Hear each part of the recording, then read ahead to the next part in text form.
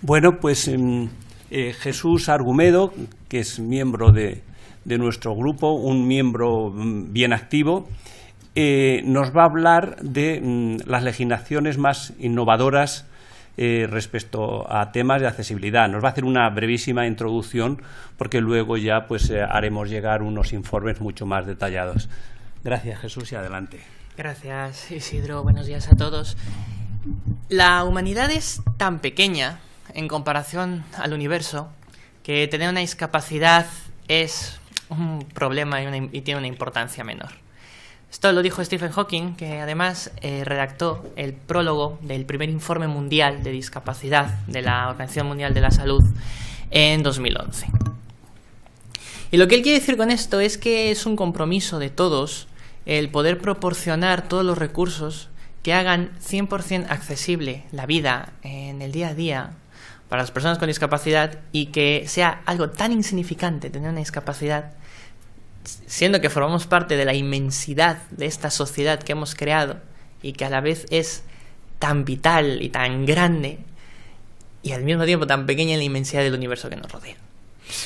Como ha dicho Isidro, mi responsabilidad en esta primera etapa de la investigación era tener un referente sobre legislación en materia de accesibilidad que nos pudiese ayudar a contrastar y tener claro qué es lo que hemos hecho bien, qué es el valor que tenemos en España referente a accesibilidad y los puntos que hay que mejorar.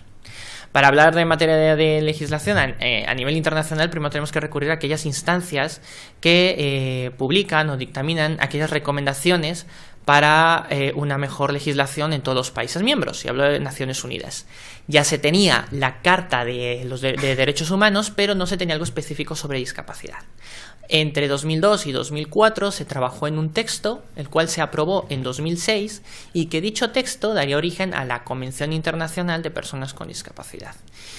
En este texto se recogían recomendaciones para que los estados firmantes que se comprometían con dicho documento pudiesen ajustar su legislación de acuerdo a las recomendaciones de Naciones Unidas. Incluso España teníamos un grupo de trabajo a partir de mayo de 2007 para realizar dichos ajustes a la ley vigente en aquel momento. En España ya contábamos con la Ley de Integración Social de los Minusválidos, la ley LISMI, que ya empezando por el nombre ya suena a discriminación, ¿no? Si vamos a la etimología de la palabra, ¿no? Minusválido, o sea, ¿soy menos valioso o tengo menos validez que el resto? Soy consciente que tengo una discapacidad visual, es decir, una disminución de mi capacidad visual, pero no significa que tenga un valor menor que el resto, ¿no?, de las personas. Y bueno, en diciembre de 2013 se da ese salto cualitativo a la Ley General de Discapacidad, la cual, centrándonos en lo que nos corresponde, los tres artículos, el artículo 5, en el artículo 5 donde se habla de igualdad de oportunidades, la no discriminación y la accesibilidad universal. Dice que el gobierno proporcionará los recursos necesarios para que se pueda garantizar en diferentes ámbitos dentro del territorio español la accesibilidad. Y dentro de estos ámbitos está la accesibilidad universal al patrimonio cultural. Patrimonio cultural igual Museo del Prado. Artículo 23. En el artículo 23 se especifican aquellos recursos que se consideran accesibles, como recursos accesibles, y que estos deben ser proporcionados por toda institución para poder permitir ese libre acceso a las personas con discapacidad. Usaré ejemplos que sean visibles para todos, ¿no? Por ejemplo, un semáforo sonoro, la megafonía en el metro o el audioguía, ¿no? el servicio o sistema de audioguía. Son elementos que hacen que a mí me proporcionan más autonomía, ¿no?, en mi caso, y que me permiten tener esa independencia dentro de mi vida diaria, dentro de la ciudad, ¿no? Y que son elementos que dependen de administraciones locales, de administraciones autonómicas, etcétera. Y el artículo 29, que dice que toda institución, toda persona física o jurídica que preste un bien o un servicio al público deberá proporcionar los recursos necesarios para que ese bien o servicio sea accesible sin importar y sin distinción de la discapacidad. Entonces, aquí es donde estos artículos se relacionan con lo que estamos hablando, con el Museo del Prado. ¿Por qué? Porque, primero, estamos hablando del Museo del Prado, buque insignia de la cultura, de la historia, del arte de España. Y si además, con todo lo que significa el Museo del Prado a nivel internacional, puede ofrecer el valor añadido de una accesibilidad plena, una accesibilidad total, tanto en su infraestructura como en sus contenidos, eso es un valor añadido impresionante a la reputación del Museo del Prado. Bien, ahora, para contrastar lo que tenemos en España en materia de accesibilidad, los países en los que la investigación se ha centrado es Inglaterra, Estados Unidos y Canadá. ¿Por qué? Bueno, primero, los criterios para definir estos países. Primero, experiencia personal. Cuando fui becario de una institución financiera española, una de mis tareas era analizar la accesibilidad web de los servicios financieros. Y por ello también tenía que analizar de 20 bancos, los 20 bancos más importantes del mundo. ¿Y qué fue lo que yo pude ver? Que los bancos británicos y americanos son los que tenían ofrecían más recursos de accesibilidad, tanto para sus servicios online como offline. Y eso es lo que despertó mi interés en saber qué es lo que determinaba que esos bancos, en comparación de los alemanes, los franceses, los italianos, los japoneses, tuviesen esa variedad de recursos, ¿no? en todos los servicios que ellos ofrecían.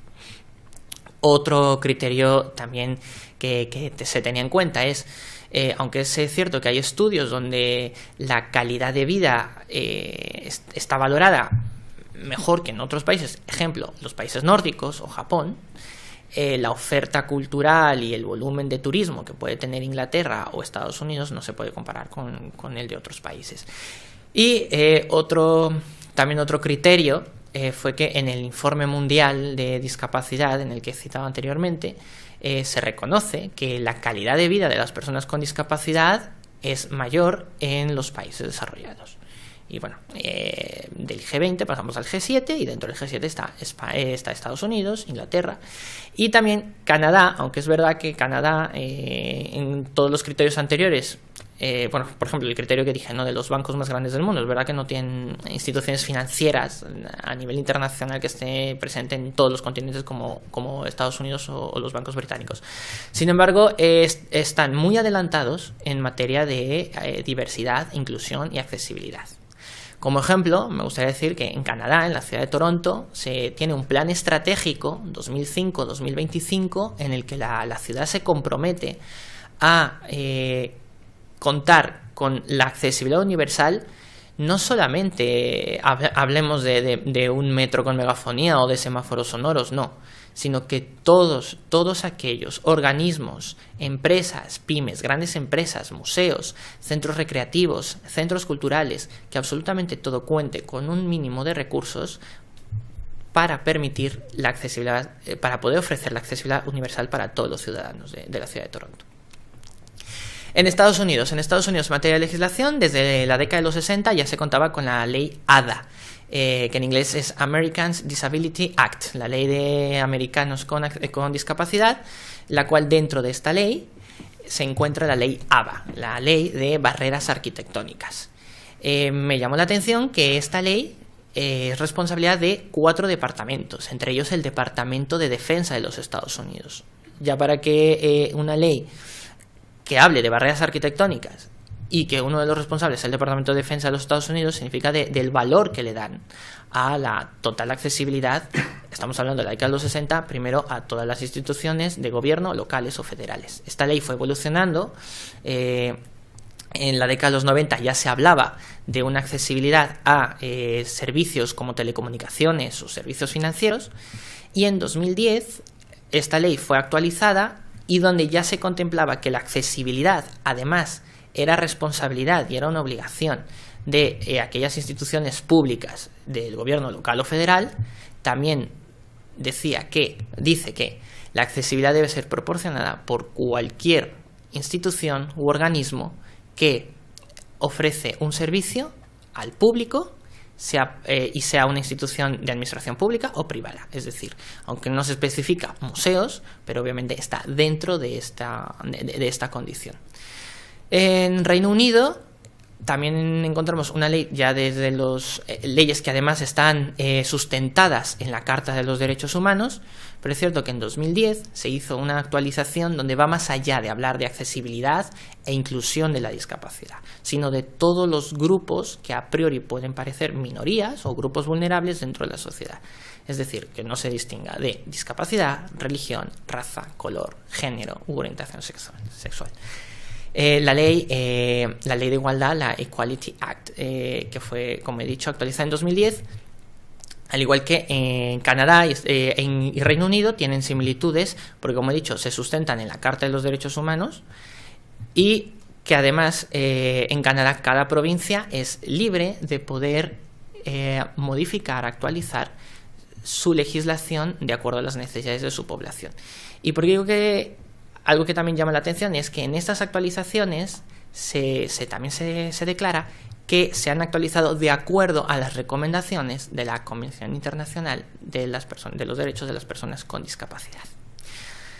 Este es el panorama que tenemos a nivel legislativo y, por último, me gustaría decir que realmente la accesibilidad como tal, desde el punto de vista de una persona que lleva 22 años con una discapacidad, es que más allá de una obligación determinada por una legislación, la accesibilidad la alcanzaremos cuando nos demos cuenta que no solamente es hacer un bien a un grupo de personas específico, sino que ese bien que estás haciendo por ese grupo de personas puede beneficiarte a ti y a muchas otras personas. Y hablando del Museo del Prado, como he dicho ya, un estandarte internacional de nuestra cultura y del arte de España, que pueda ofrecer una accesibilidad universal en todo lo que significa el Museo del Prado, le da un valor añadido a su reputación, a su comunicación y a su responsabilidad social como institución. Bueno, esto sería todo de mi parte. Muchas gracias.